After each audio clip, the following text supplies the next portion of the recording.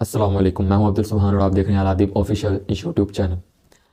قبلہ اول کی حفاظت ہم مسلمان پونے دو ارب مل کر نہ کر سکے۔ ایٹم بم ہوتے ہوئے بھی ہم نے کچھ نہ کیا، تیلوں کے اتنے ریزروز، اتنا پیسہ ہوتے ہوئے بھی کچھ نہ کیا۔ بیچتے ہیں تو ان کے لیے کفن بیچتے ہیں۔ ڈوب مرنا چاہیے ہمیں۔ چند دن پہلے ایک ویڈیو میری نظر سے گزری، ڈنڈا یاد نہیں ہے، تو اس میں کفن بھیجے ہوئے تھے فلسطینیوں کے لیے۔ غزہ میں جو شہید ہوئے ان کے لیے کفن بھیجے تھے۔ ڈوب مرنے کا مقام ہمارے لیے۔ رسول اللہ صلی اللہ علیہ وآلہ وسلم نے فرمایا تھا، میری امت کا جو امت ہے نا وہ ایک جسم کی مانند ہے، کہ اگر اس انگلی پہ مثال کے طور پہ اس انگلی پہ کوئی چوٹ لگی یا زخمی ہوئی ہے تو پورا جسم جو ہے وہ درد محسوس کرتا ہے، صرف یہ انگلی درد محسوس نہیں کرتی۔ 35,000 آپ کے وہاں 36,000 آپ کے بندے جو ہیں وہ امت رسول اللہ کی شہید کر دی گئی۔ یہاں پر کیا نام لیتے ہیں، پرواہ کسی کو نہیں ہے۔ آپ کے اپنے بچے جو نہیں ہیں وہاں پر، آپ کو اس لیے پرواہ نہیں ہے۔ آپ کے بچوں کو وہاں بھیجیں، پھر آپ کو بہت تکلیف ہوگی، بہت پرواہ ہوگی، پھر آپ ایٹم بم بھی سیدھے کر لیں گے، پھر آپ سارا کچھ کریں گے۔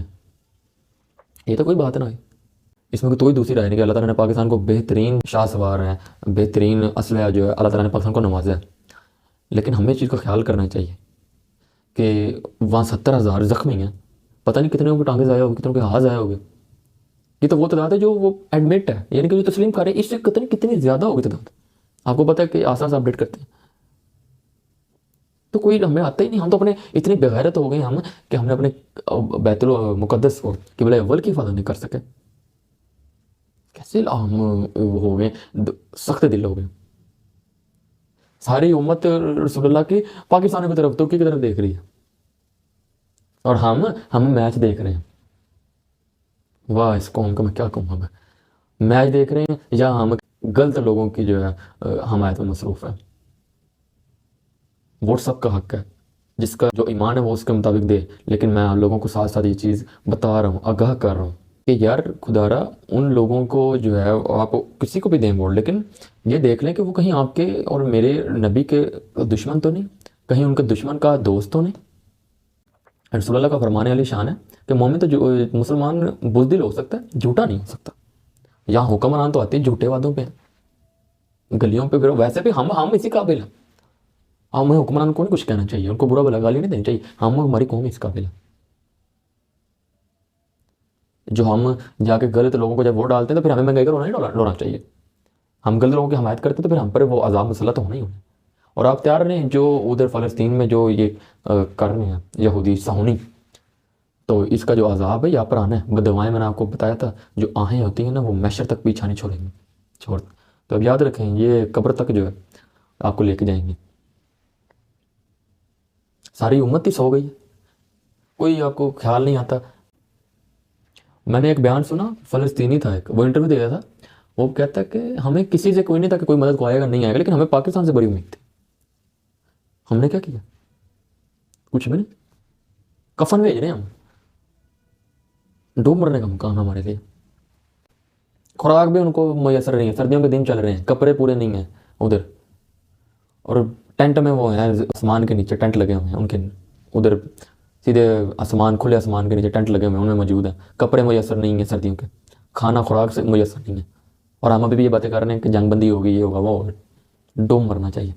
تقریباً دنیا کے 70% جو انرجی کے ذخائر ہیں ان پر مسلمانوں کا کنٹرول ہے، یعنی مسلمان ممالک کے کنٹرول میں ہیں وہ۔ اور آپ کو پتہ ہے دنیا کی جو تجارت ہے، ایکسپورٹ ہے، اس میں مسلمانوں کا حصہ کتنا ہے؟ 5%، صرف 5%، اور 95% غیر مسلموں کا، جن کے پاس صرف 30% انرجی کے ریسورسز ہیں۔ حالانکہ انرجی ترقی کا ایک کہہ لیں کہ جس ملک کے پاس انرجی ہوتی ہے، یہ کہنے یعنی کہ اگلا کوئی بھی رپورٹ بناتا ہے دوسرا ملک یا ایجنسی، وہ یہ کہہ سکتی ہے کہ بھائی فلانے ملک میں اتنے ذخائر ہیں انرجی کے تو یہ ملک ترقی یعنی اتنا طاقتور ہے۔ اور آپ کے ملک میں ادھر تو کیا وہ غربت کا ختم کرنے، یہاں تو غریب کا پالیسیاں چلتی ہیں، غریب مکا دو گل نہیں مکے بچوں۔ تو اس چیز کا مسلمان تیار رہو کہ بلا اول کا جو ہے ہم نے جواب دینا، جو جس کی طاقت ہے اس نے اس کے مطابق جواب دینا۔ میرے پاس یہ اختیار تھی، یہ طاقت تھی، میں نے اپنے احباب کو بھی سمجھایا، میں نے ان کو بھی بتایا، گنگشتان نہ بنا، غلطی اور برائی کو ہوتا دیکھ کر خاموش نہیں رہا، میں نے ان کو بھی سمجھایا، ان کو بھی بتایا، اور سوشل میڈیا پہ بھی میں آپ کو سمجھا رہا اور بتا رہا ہوں۔ ہوش کے ناخن نے اسلام جو جہاد کی بات کرتا ہے، تو جب تک اگر امت مسلمہ جو ہے وہ قائم و دائم رہنا چاہتی ہے تو جہاد سے رہ سکتی ہے۔ ہمیں جہاد کو چھوڑا جس وقت ذلیل ہو گئے، اور لوگوں کو بتائیں کہ یہ جو مسجدوں میں دھماکے ہوتے ہیں یا ادھر ادھر مدرسوں میں ہوتے ہیں، اسلام سے اس کا کوئی تعلق نہیں ہے، وہ خارجی ہیں۔ رسول اللہ نے ان کے بارے میں فرمایا وہ جہنم کے کتے ہیں۔ ظالموں کی حمایت نہ کریں، کہیں رد نہ کیے، اس دن محشر والے دن رد ہی نہ کر دیے جائے۔ فلسطین کے اور غزہ کے لوگ اس دن آئیں گے رسول اللہ کی بارگاہ میں، یا رسول اللہ آپ کو ساری امت تماشا دیکھ رہی تھی جب ہمیں کاٹا جا رہا تھا، جب ہمیں بھونا جا رہا تھا، جہاز اوپر سے آتے تھے اور وہ بم مار کے جاتے تھے، بلڈنگیں اڑا دی جاتی تھی اور ملبہ ہوتا تھا، کتنی شہادتیں ہوتی تھی نیچے ڈیڈ باڈی۔ کیا میرے تو الفاظ میرے ساتھ نہیں دے رہے ہیں بات کروں۔ انشاءاللہ ایک اگلے ویڈیو میں ملاقات کرتے ہیں، اپنا خیال رکھیں، اللہ حافظ۔